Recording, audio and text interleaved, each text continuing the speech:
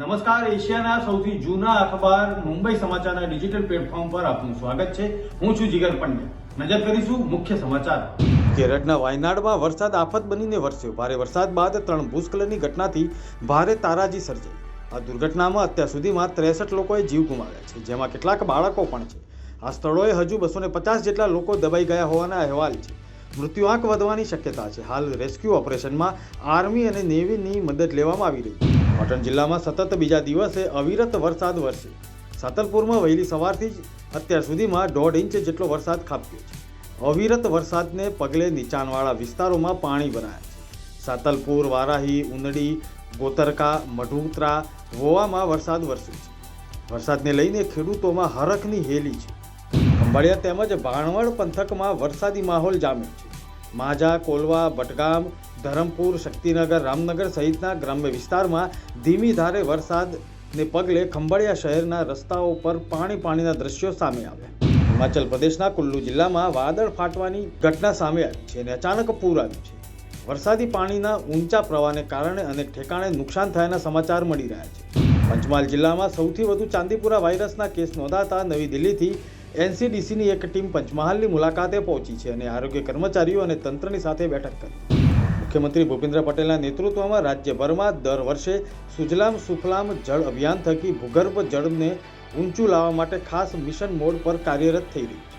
આ મિશનને વધુ વેગ આપવા માટે અને ભૂગર્ભ જળ ઊંચું લાવવાના હેતુથી રાજ્યમાં બંધ બિન ઉપયોગી અંદાજે 10,000 ખાનગી ટ્યુબવેલને વરસાદી પાણીથી રિચાર્જ કરવા રૂપિયા 150 કરોડની મહત્વની ભૂગર્ભ જળ રિચાર્જ યોજનાને મંજૂરી આપવામાં આવી.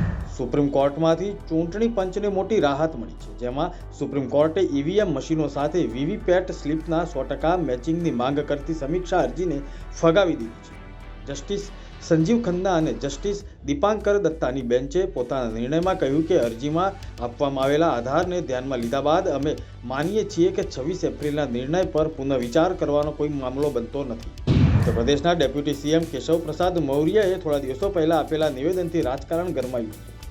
CM યોગી આદિત્યનાથને સાથે તેમના તણાવની ખબરો વાયુ વેગે ફેલાઈ છે. જોકે દિલ્હીમાં બેઠક થયા બાદ સ્થિતિ સામાન્ય બની રહી હોય તેવું નજરમાં પણ આવ્યું હતું.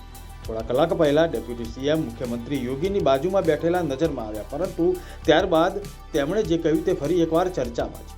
ડેપ્યુટી CM કેશવ પ્રસાદ મૌર્યએ કહ્યું કે પાર્ટી જે ચૂંટણી લડે છે અને જીતે છે, સરકારના બળ પર ચૂંટણી નથી જીતાતી. મીડિયા રિપોર્ટ્સ અનુસાર અભિનેતા શાહરૂખ ખાનને આંખોની સમસ્યા ઊભી થઈ છે. સારવાર માટે તે US જઈ રહ્યો છે. સૂત્રો દ્વારા મળતી માહિતી પ્રમાણે સુપરસ્ટાર વિદેશ રવાના થઈ શકે છે. આ પહેલા મુંબઈમાં આંખની સારવાર કરાવી હતી, પરંતુ અહીં સારવારમાં મુશ્કેલી થતી હોવાથી અભિનેતાને તાત્કાલિક USA લઈ જવામાં આવશે. જન્માષ્ટમીના તહેવારનું સૌરાષ્ટ્રમાં અનેરું મહત્વ હોય છે.